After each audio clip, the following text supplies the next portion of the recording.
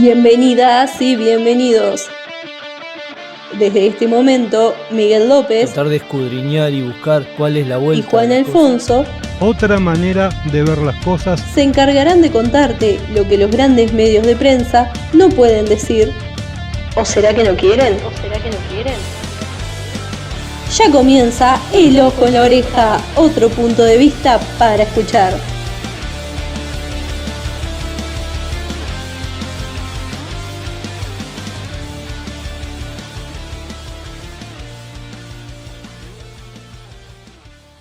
Bueno, muy buenas tardes, buenos días, buenas noches. Depende del lugar del mundo donde nos estén escuchando. Esto es El Ojo en la Oreja. Juan Alfonso quien les habla y Miguel López acá a mi lado para compartir un poco de información y, bueno, un poco de todo. Sí, sobre todo con los comentarios que se nos van ocurriendo a medida que vamos escudriñando las noticias y las ideas que se nos van ¿Andas escapando. bien, Miguel? Bien, Juan, bien. Poco pasado por agua, ha estado lloviendo un poco este miércoles y estos días en la vuelta, bueno, pero sí, la vamos llevando. Hay que pensar que siempre en algún lado hace falta. Sí, por supuesto bien. Que sí. Bueno, hoy teníamos pensado hablar sobre el tema del sindicalismo. ¿Qué te parece? Porque ha variado mucho el sindicalismo desde el siglo pasado, desde el anterior, ¿no? Desde claro. 1880, ponele. Por ahí. ¿No? Cuando se empezaron a ver movilizaciones, acá en Uruguay también. Sí, claro. Con italianos anarquistas y todo eso, hasta ahora, pleno siglo XXI. Sí, con menos anarquistas y menos italianos, con más criollos. Con más criollos, más acomodados. Sí, más cómodos. Más cómodos, ahí va, más cómodos quizás más sea achanchaditos. Mejor. También, claro. También. Bueno, ya estamos dando alguna pista de por dónde viene la mano, ¿no? Pista. Sí. Sí, cuando vos comentaste la posibilidad de plantear este tema, a mí se me entraron a surgir un montón de ideas por la cabeza que iban desde, bueno, ¿qué hacemos? Arrancamos con una historia un poco de lo que era el sindicalismo en el Uruguay a fines del siglo XIX, principios del siglo XX, durante todo el siglo XX y el XXI que llevamos, o vamos derecho a los bifes con cómo está la situación ahora. Claro, una cosa sin la otra no se puede, pero exacto. También podemos ver, bueno, dónde apuntamos el foco, ¿no? Y bueno, y viendo un poco la situación actual con los diferentes vaivenes que ha tenido el sindicalismo en el Uruguay, con diferentes también facetas que nos muestra a partir de determinadas situaciones donde tuvimos 15 años de un gobierno progresista al cual el sindicalismo le faltó poco para hacerle la veña, y viene lo de la veña atado al hecho de que tenemos dentro de lo que es el sindicalismo en Uruguay un sindicato de policías, o sea que las fuerzas represivas están integradas al sindicalismo uruguayo también, algo que mucha gente dirá, pero ¿cómo puede ser? Bueno. Sí, eso pasa solamente en Uruguay, ¿no? Quiero destacar que, por ejemplo, en Chile y en otros países, y es por lo que me han comentado a mí, impensable que haya un sindicato de policías, como también está la otra parte, ¿no? Un logro impresionante que se haya formado un sindicato de empleadas domésticas, cuando es un trabajo muy complicado de organizarse, porque por lo general trabajan solas en casas no de empresas, sino de particulares. Por supuesto. Entonces, muchas veces están trabajando, son empleadas de un empleado o de una empleada, ¿no? Porque, la dueña de la casa también puede ser empleada en un banco, en un supermercado, en lo que fuera. Y bueno, el organizarse ahí también es complicado, pero claro, tenemos esas dos puntas. Y convengamos también una cosa, ¿no? La empleada doméstica generalmente, o la trabajadora doméstica, porque la empleada doméstica es un título bastante pomposo, más allá de que es una empleada, ¿no? Pero es una trabajadora doméstica. Se dan las dos cuestiones. Y cuando voy a lo de trabajadora doméstica, la trabajadora doméstica que trabaja en casas de familia muchas veces era sobreexplotada porque además esa misma familia que la llevaba a trabajar a su casa también la llevaba a trabajar eventualmente en los lugares de producción de los que eran dueños esas personas. Claro. Por ejemplo, también se da el caso de la trabajadora doméstica no asalariada, que es la ama de casa, la conocida históricamente como ama de casa, que de ama tiene poco porque en realidad es la empleada de todos los que viven en una casa cuando no tiene salario. Claro, lamentablemente. Digo, lo hemos vivido quizá en carne propia, no sé si tu caso, pero en el caso mío, mi madre fue trabajadora doméstica muchos años porque era la que se quedaba en casa cuidando a los 3 hijos mientras su esposo iba a trabajar y era el proveedor de la casa, por así decirlo.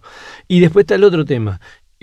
Cuando se da una relación laboral más allá de lo que muchas veces, y eso pasa mucho en la clase media, se plantea como la señora que nos ayuda en casa. Claro, como que ablandan un poquito el tema de que es la empleada o la trabajadora doméstica. O sea, es un tema de por sí solo ya grande. No, ya es grande, no sé, porque aparte suele suceder de que los empleadores, en este caso, muchas veces la hacen sentir como de la familia y de esa manera, como decís vos, la sobreexplotan. Claro. Que cuidame los gurises, que le tomé cariño a los gurises. Claro. Entonces, no, yo los llevo a la escuela, igual yo los traigo, o los voy a esperar, o tengo que limpiar esto, el otro, no sé qué, tengo que hacer la comida, pero bueno, yo los visto, yo los baño, claro. Aparte de hacer todas las cosas de la casa, mientras la madre de esos gurises están, ponele, ¿no? Que estén trabajando muchas veces, ¿no? Está bien, pero, a ver, y reconocimiento económico muchas resulta veces que y resulta que cuando la fueron a tomar para trabajar en ese lugar, le dijeron, no, acá es pasar un trapito, una franelita a la porcelana nada más. Y después termina haciendo todo lo que acabas de mencionar. Claro, le pasan el trapito a ella. Por un lado, eso es por un lado, y por el otro lado está el otro gran logro que hubo durante el gobierno progresista, fue el hecho de incluir dentro de los consejos salarios a los trabajadores rurales, donde básicamente involucraba al peón de campo, al recolector de frutas y verduras. Bueno, también otro logro, ¿no? Ahora, el tema de UCRUS, el sindicato de recolectores de residuos del Uruguay, también es un logro grande porque antes era el juntapapeles, ¿entendés? Claro. El que venía y revolvía la basura para llevar. O sea, ojo, hay que tener en cuenta que en una sociedad donde no existan personas que saquen de la basura lo que sirve y lo reciclen y que no limpien, o sea, nosotros estaríamos llenos de ratas por todos lados. También estamos hablando de un país muy especial, ¿no? Estamos hablando de un país muy especial, pero no porque se dediquen a esa tarea tienen que vivir en condiciones lamentables. No, y estamos hablando de un país que procura, digo procura porque de lograrlo está muy lejos, pero procura generar una cultura del reciclaje sin tener las condiciones de infraestructura y la capacidad o la voluntad de los empresarios y de muchos gobiernos, porque ahí tenemos que involucrar a los gobiernos departamentales, que son los que fundamentalmente hacen la tarea concreta de poder hacer esa tarea de reciclaje, ¿no? Bueno, lo poco que se ha logrado, o sea, fue gracias a los trabajadores y no a los gobiernos, ¿no? Que mucha voluntad, pero... Bueno, ahí quería llegar yo también. Está el famoso tema de que el UCRUS, que fue un logro en realidad, lo del UCRUS ha sido más a pulmón de los propios recicladores y de los propios trabajadores de la recolección de la basura que del PIT-CNT, por ejemplo, como más allá de que se reconoce el haber estado, el haber acompañado, el haber apoyado, pero si los compañeros no hubiesen tenido el tesón y compañeras, claro, hay de ambos, ¿no? Compañeros y compañeras no hayan tenido el tesón de seguir para adelante y de organizarse ellos primero para después ir organizados a golpear puertas del PCNT, del Parlamento, de las propias intendencias, no se hubiese logrado nada. Diferente en el caso de las empleadas domésticas, por ejemplo, o las trabajadoras domésticas, que, como decías vos hoy, como son más bien núcleos como unicelulares, iba a decir, pero no es unicelular, como son de una sola trabajadora por casa, etcétera. Hubo que armar una liga que eso fue presión del PCNT, hubo que armar una liga De amas de casa. de amas de casa que fuese la parte patronal en en los consejos de salario, hubo que pinchar al gobierno para que aprobara ciertas leyes que determinaran ciertas ventajas para la trabajadora que estuviera afiliada, no al sindicato, sino al BPS, porque también pasaba mucho, la informalidad era uno de los casos, de los lugares Y sigue donde siendo. más se daba, ¿no? Claro, y sigue siendo, porque vos fíjate que como hablábamos hoy, ¿no?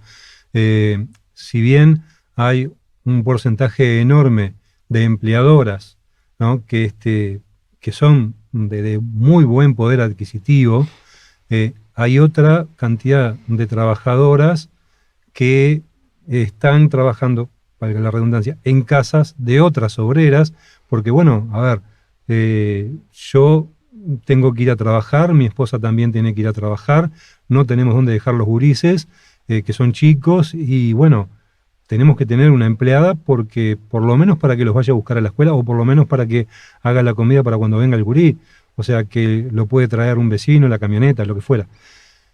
Y el que esa patrona, digamos, ¿no? Se involucre en la liga de amas de casa, ¿no?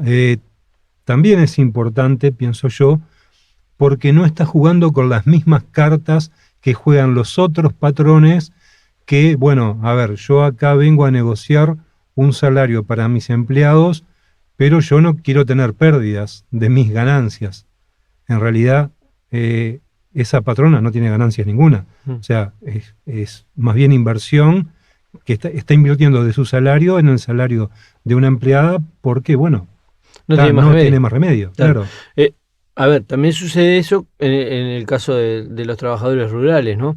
Tenés grandes extensiones de campo donde hay que estar 24/7 trabajando y los mismos terratenientes te dicen que no pueden costear 3 empleados para tener 3 turnos. Tienen que tener uno solo que viva en el campo, que se encargue de todo. Sí, quédese tranquilo, yo le doy la casa, usted quédese viviendo ahí. Y las dinámicas muchas veces de lo que son los tambos o de repente ciertos trabajos, sobre todo con la ganadería, increíble, ¿no? Porque que esa gente te diga, los que tienen grandes cantidades de terreno y grandes cantidades de animales, te digan que son exportadores, además son los maya oro, como se les dice ahora, sean los que te dicen que no pueden costear lo que sale tener un empleado o 2 empleados y ponerlos en caja y además pagarles un sueldo, es como medio irrisorio, pero también existe. Son los que muchas veces pagan peor, tratan peor y sobreexplotan más. Cuando los demás, cualquier tambero chico hace lo imposible por poder solucionar la situación, porque si no, donde le caiga una inspección o algo, lo funden. Lo que pasa es que a estos primeros que vos mencionás, los grandes, ¿no? Empresarios del campo, digamos, les cuesta mucho soltar un peso, les cuesta mucho perder ganancia.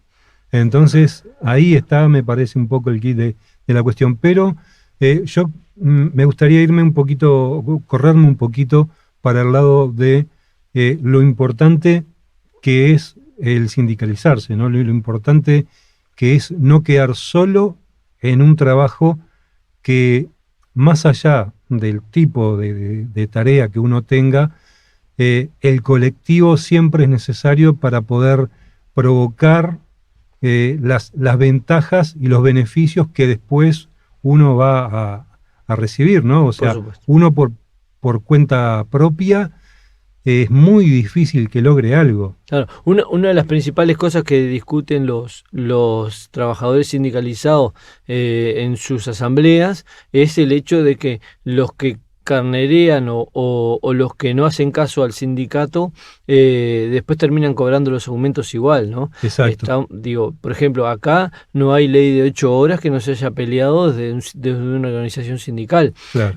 Acá no hay aguinaldo, no hay salario vacacional que no se haya conquistado o arrancado a partir de una lucha sindical.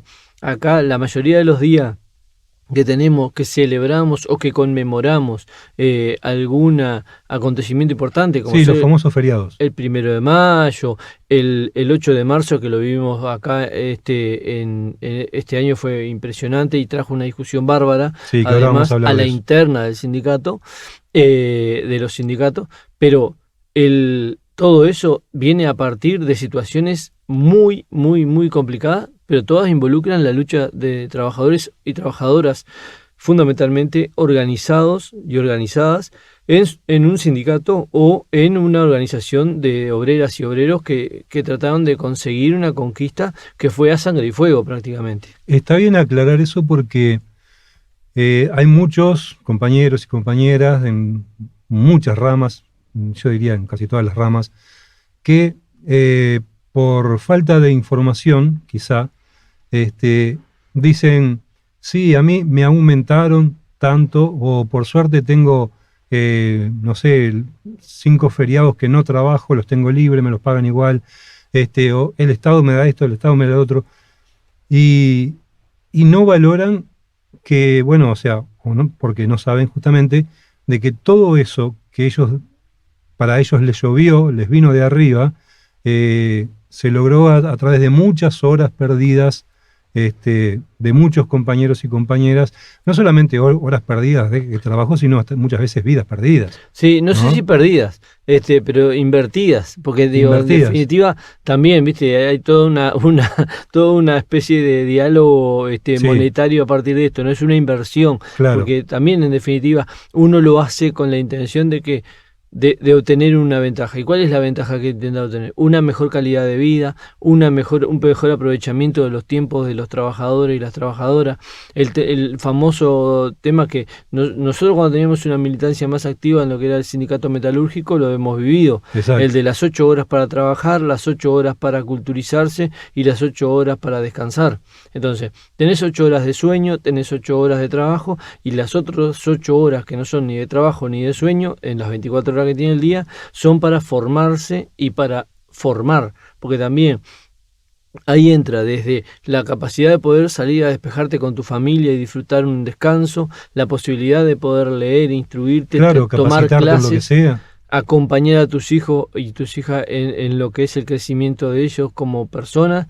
Todo eso son tareas gratificantes que están más allá de lo que es el trabajo en sí y más allá de lo que es el descanso en sí. Exacto. Entonces, ese era también el emblema. Como también cuando es el tema de que la gente que reclama las 8 horas porque el trabajo después tiene que ser doble la hora extra.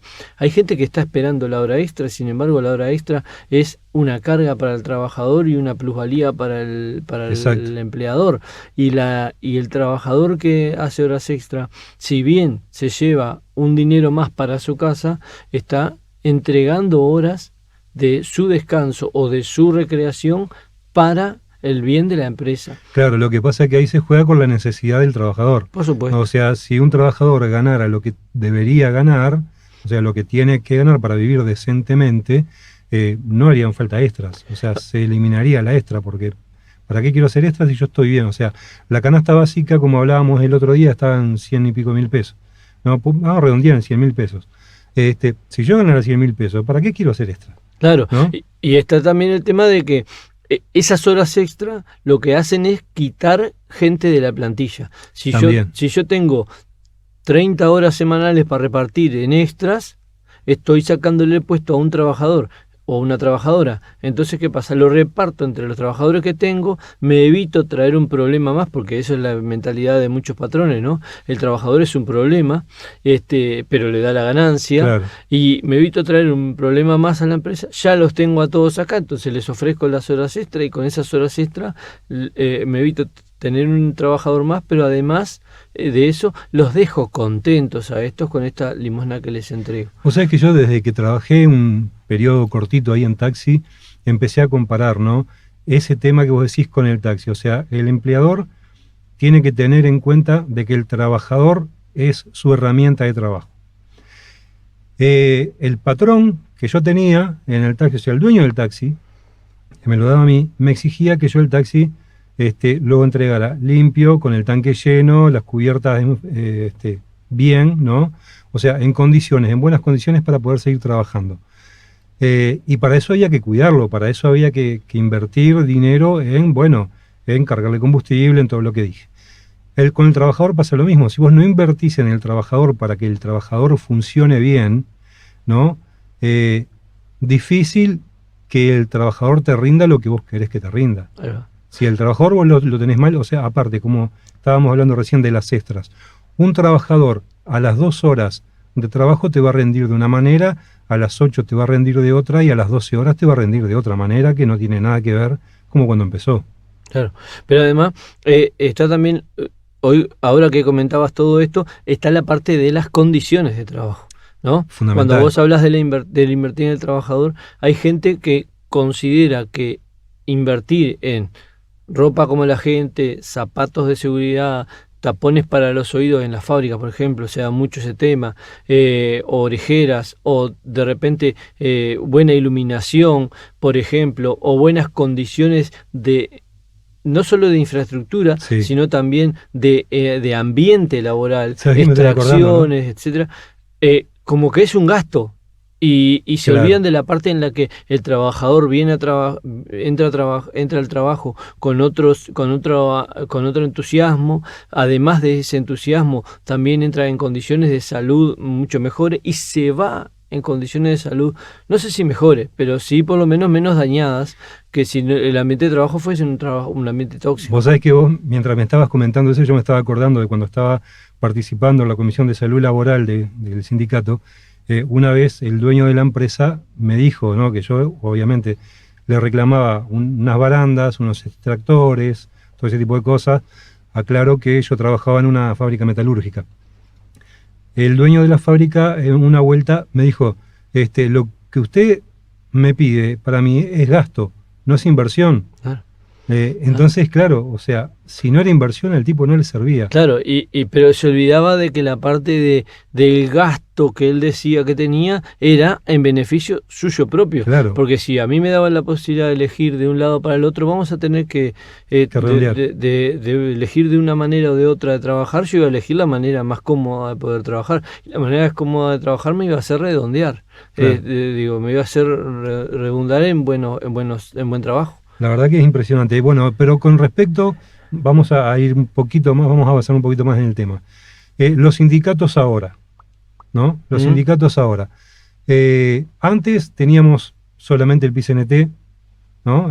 O sea, que surgió de la conformación de la CNT y el PIT, que después otro día podemos hablar sobre la historia de cómo surgió todo eso. Ahora no solamente tenemos el PCNT, que vos me vas a contar ahora cómo fue ese vaivén que hubo, ¿no?, por esto del 8 de marzo, pero también tenemos la Confederación Sindical, que son gente que se abrió del PCNT, sí, ¿no? O sea, antes no nos jactábamos de tener una central única de trabajadores, ahora no. Claro. Quiere decir que algo mal hay ahí. Bueno, para que tengas una idea, y lo hago bien cortito porque ya como que esto es increíble, podemos hacer creo que 4 o 5 programas de esto con tema sindical, porque aparte se vincula a cada rama de la conversación que tengamos, claro, se va a vincular con otra, ¿no? Pero básicamente con lo del 8 de marzo fue sencillísimo. Después de 2 años de haber avanzado en que las compañeras eran dueñas y de ese espacio, de ese día, y lo armaban a su entender y con sus reivindicaciones y reclamando los derechos que todavía le faltan conquistar, porque la igualdad de oportunidades, de salario, de condiciones de trabajo, no tiene nada que ver unas con otras. La forma en que se trata muchas veces a la mujer por ser mujer en un trabajo con respecto a una tarea desarrollada por los hombres tiene muchas diferencias.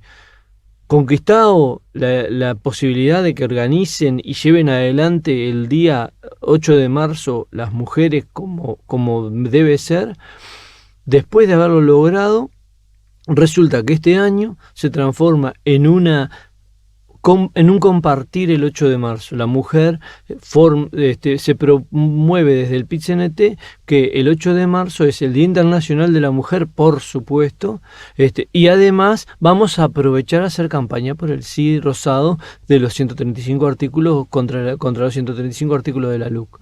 A lo cual lo que hace es desvisibilizar un poco lo que es la reivindicación de la mujer como opaca tal. La marcha que era... La marcha y toda la actividad que viene a través de la marcha y antes y después de la marcha.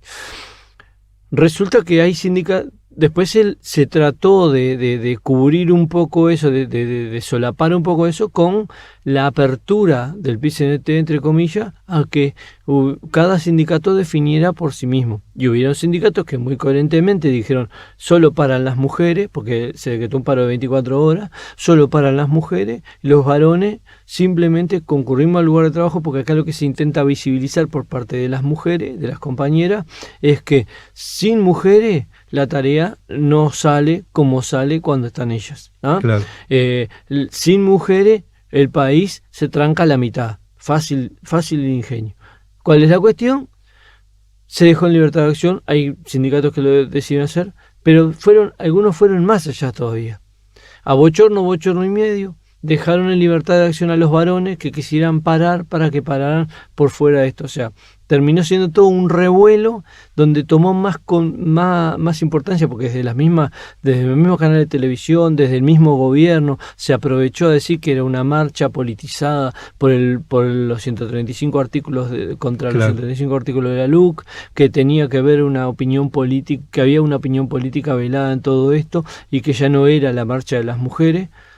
Y se le quitó, por suerte, después hubo una marcha multitudinaria en el centro de Montevideo y hasta la Rambla, que creo que no dejó duda ninguna de que el 8 de marzo tiene peso propio y tiene connotaciones propias que lo hacen un día importantísimo, así como el 20 de mayo, así como el 1 de mayo.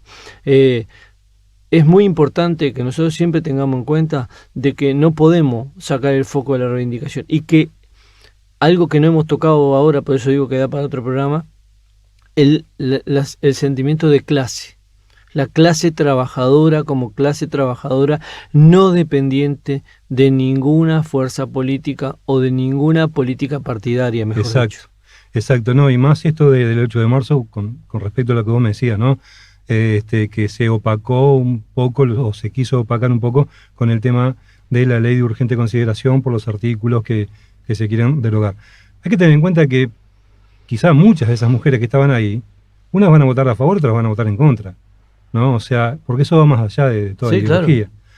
Bueno, tenemos que ir finalizando por acá, Miguel. Y sí, estamos pasaditos. Estamos pasados, así que vamos a enviarle un saludo enorme, ahí para finalizar, a los compañeros y amigos de la banda De la Nada, una banda de rock uruguayo que la recomiendo, que son los que nos prestaron muy generosamente el tema, la música para la presentación del programa, y recomiendo que busquen en YouTube ahí De la Nada y el tema Utopía, que es este mismo tema, y después de ahí los va llevando a otras canciones que tiene la banda que está muy buena. Ese tema me llegó mucho por lo que dice, por lo que habla, ¿no? Bueno, no voy a contar lo que dice el tema, pero búsquenlo, De la Nada, Utopía, y nosotros nos reencontramos en otro momento. Búsquennos en YouTube y pongan el dedito para arriba. Claro, en el ojo en la oreja. El ojo en la oreja. Y pongan atención a los títulos que vienen después, ahí, con unas recomendaciones de este lugar donde estamos grabando, que es en el Castillo Indiarte Borda, acá en Lezica, en Montevideo, que es una cosa impresionante. Aparte por toda la movida que tiene cultural y social, ¿no? Acá Exactamente. Y tratando de recuperar un espacio que en algún momento se lo valorizó, después se lo desvalorizó. Y es ahora, histórico esto. Sigue para adelante. Es histórico. Gracias por escucharnos y bueno, nos reencontramos. Seguimos en contacto. Salud.